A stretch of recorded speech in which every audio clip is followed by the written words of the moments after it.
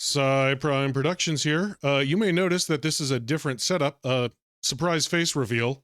I'm here with Swingripper, and we are going to talk about something very, very different than what I normally wanted to talk about. You want to say anything, Swingripper, before we get started? I want to say this is my first pre-recorded collab as well, so you should also check out my channel when you're done, because I talk a lot about like the game in abstract strategy sense, and you may enjoy that as one of Prime's viewers. And I will link to his channel in the description below. So you may be wondering what's going on. I have wanted to discuss this for a long time, and I've never been able to find a way to discuss this one particular topic. I've been wanting to discuss it for like 6 months, and every time I write a script for it, it sounds like I'm going on an angry tirade, and that's not the energy I want to give out, and that's not what I want to do. So I asked Swingripper here to help me maybe calm me down, maybe temper what I'm saying, maybe provide some other ideas so we can talk about this thing that I think is problematic and toxic without me going on an angry tirade. Without becoming toxic ourselves. Yeah, I definitely don't want to do that. So I'm basically your hazmat suit. Right, yeah. Maybe you're that episode of Batman, or you're that episode from Justice League where Batman like talks down Ace, if you ever saw that. I don't think so, but I'll trust you on that. All right. So what's going on is I've seen this in the community a lot. I've seen Ronald, the rules lawyer, tackle it kind of tangentially in a couple of his videos. And that's the idea that a good GM can deal with any problem. And by any problem, we mean crazy player shenanigans, basically. A good GM can deal with any problem, and how that is not bad by itself, but it can lead to some toxic player mentalities, and how to avoid that. So first things first, like I said, on its own merits, this is not a bad idea. It's definitely true. I have seen some fantastic GMs out there just be able to navigate waters with extreme deft expertise, ways I would not have been able to deal with them. I mean, there are fantastic GMs out there, and I do not want to belittle them. Anything to add, Swingripper?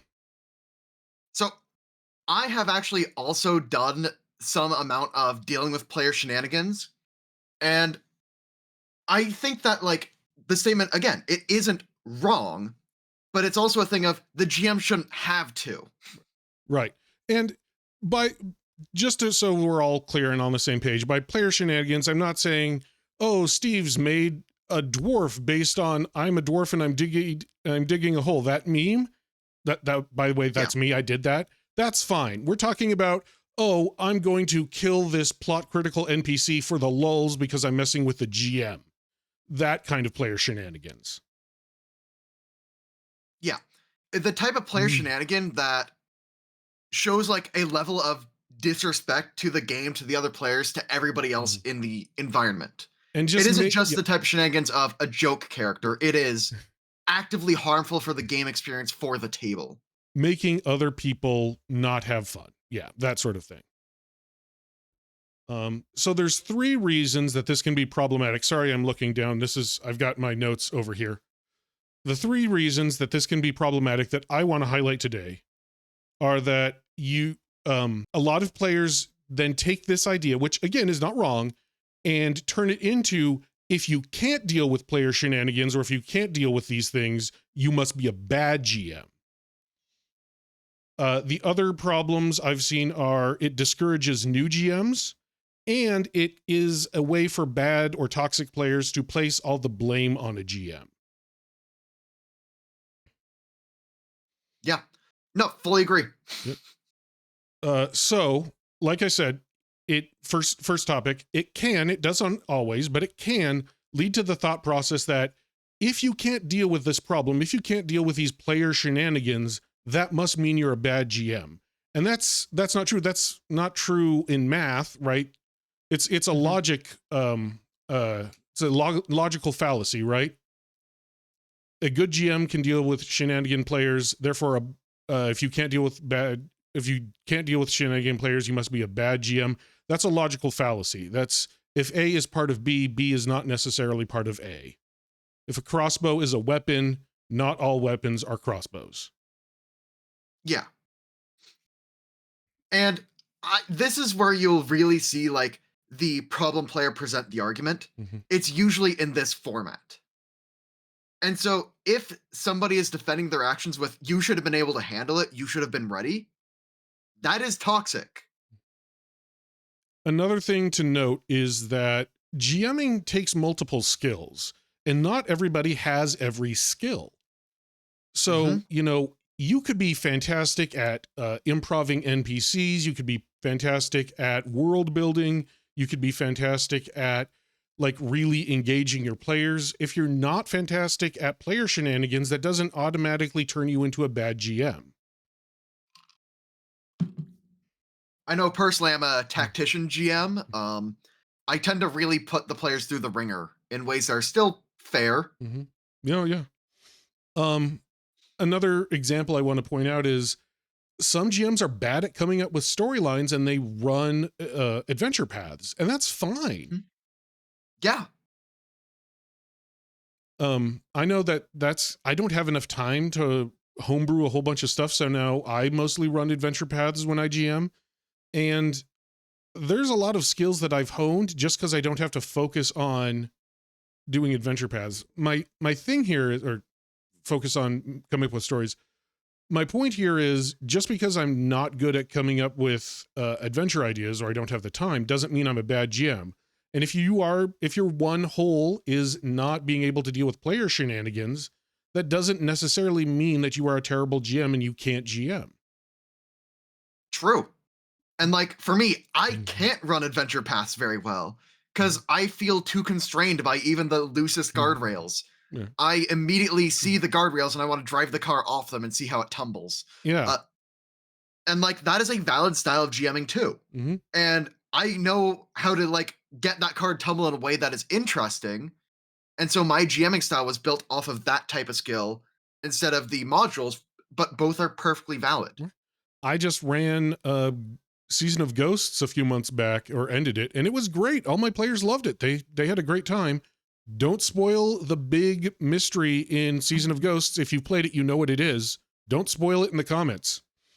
So the second thing I just wanted to talk about is that it's kind of related to the first one, and that is this kind of toxic mentality can discourage new people from GMing.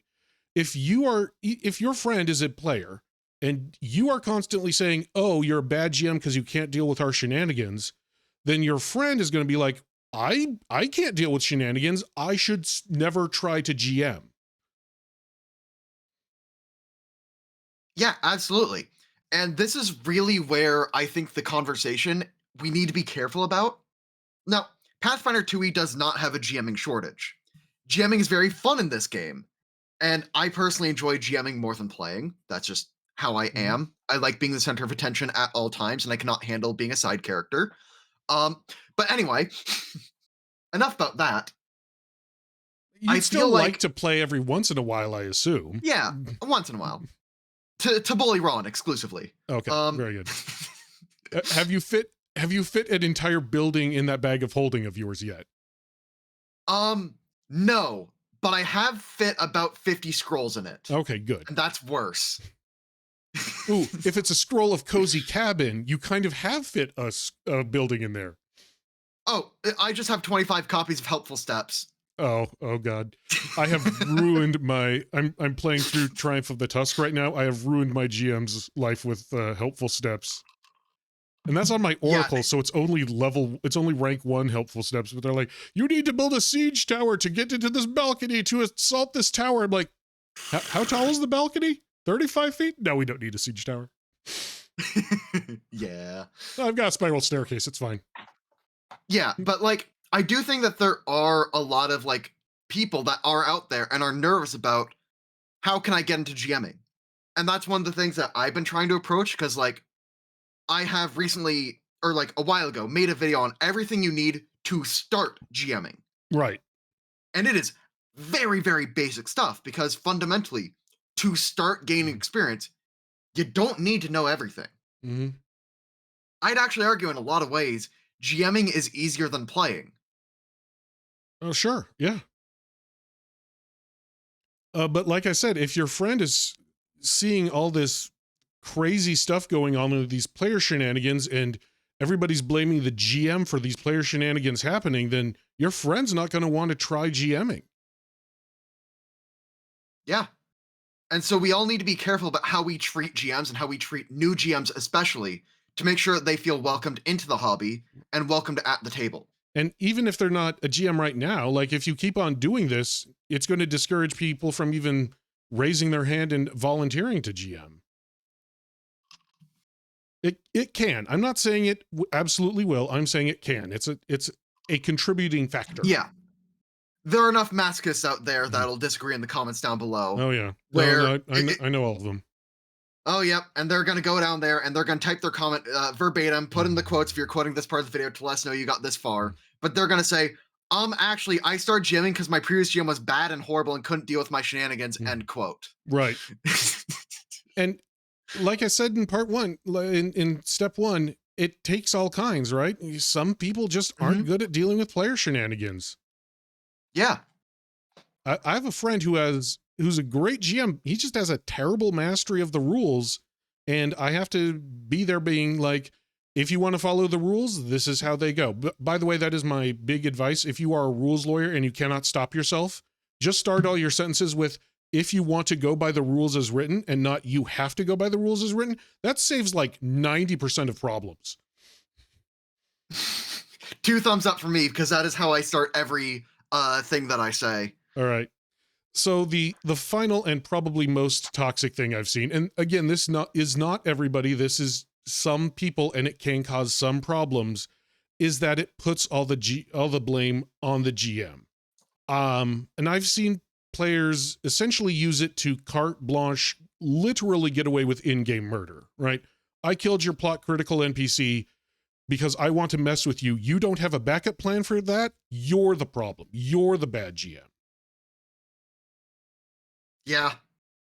And like, me as a GM, one of my strong suits is I know how to keep the things just out of reach.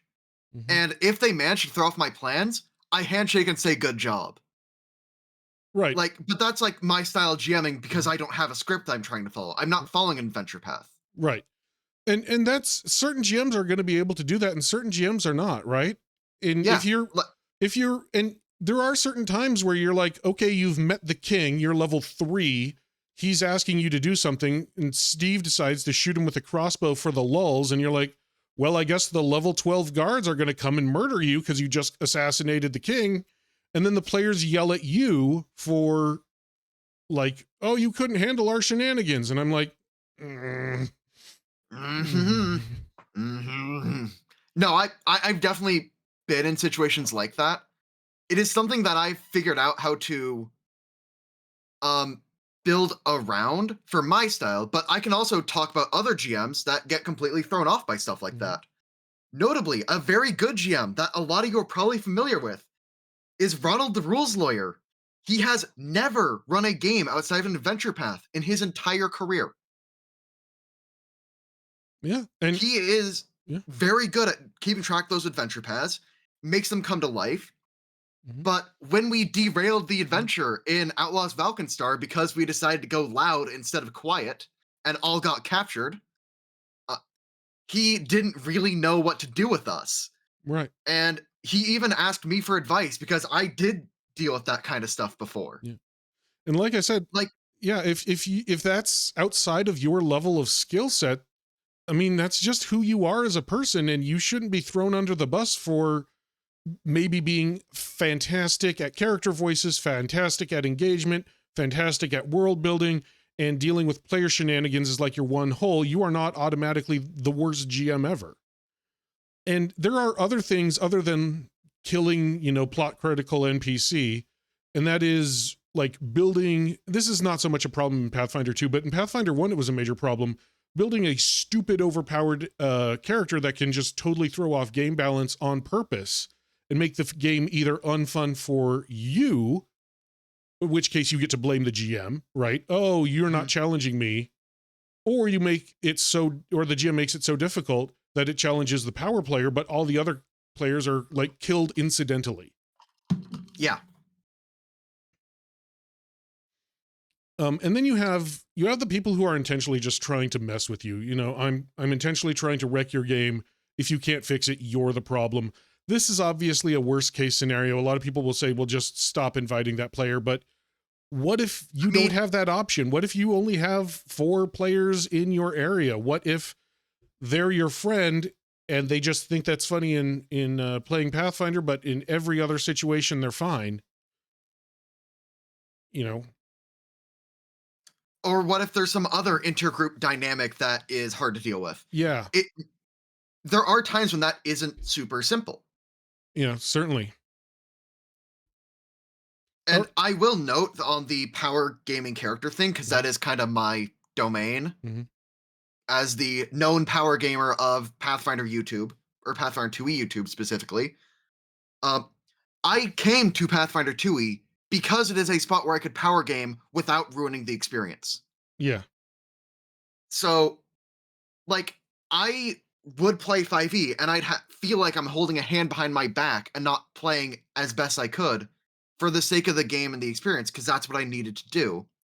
And it did sour the experience for me. And so that's why I came to this game. Yep. There are games that can satisfy the different niches. Sure. Yeah, and the different things that you want to do. Yeah, if you want to like broken power game, go play Wrath of the Righteous, the Owlcat game. You can broken power game that and nobody's going to get mad at you. And, you know, the GM's not going to throw his hands up in the air and say, oh, this isn't worth it. Set it on easy mode, absolutely obliterate anything you play against. I mean, if that's where you want to get your kicks off, that's fine. If you're causing, this is what I always say. If you are having 10 out of 10 fun, but everybody else in your group is having 0 out of 10 fun, that's not going to be a group that's going to last very long. If you are having 8 out of 10 fun and everybody else is having 8 out of 10 fun, you're going to have a lot more fun in the long run. Yes. All right, so that's just what I wanted to talk about today. This has really been bugging me. I've really wanted to talk about this. I've really wanted to kind of confront this toxicity, which I've seen on Reddit. I've seen in some YouTube comments. I've seen on other like D&D and Pathfinder YouTube channels, people talking about this. I just really wanted to present my 2 cents. Swingripper had very similar ideas, but I didn't want to just rant. Yeah. So thank you so much Swingripper for helping me. Not good at these live broadcasts or delayed broadcasts, whatever, recorded live. Yeah, however we want to coin it. I do want to say that I recently released a new thing on DriveThruRPG. It's called the Holistic Ecclesiast. It is just $1. It is a $1 download.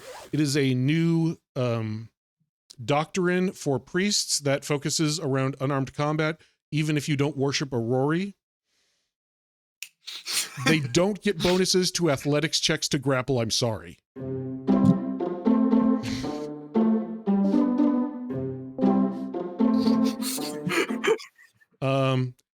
Let us know what you thought in the comments below. While you're down there, make sure you like and subscribe to both of our channels if able. I will put a link to Swingripper's YouTube channel in the description. That lets not only us, but also YouTube know that you like this kind of content and would like to see more. Any last words, Swingripper? Yeah, I think that you should go buy the Unarmed Cleric Doctrine, because I think Unarmed Cleric is, I'm not going to bother finishing that sentence. My community knows me. All right. Well, thank you. And until next time, good luck. Thank you, good luck, and happy gaming.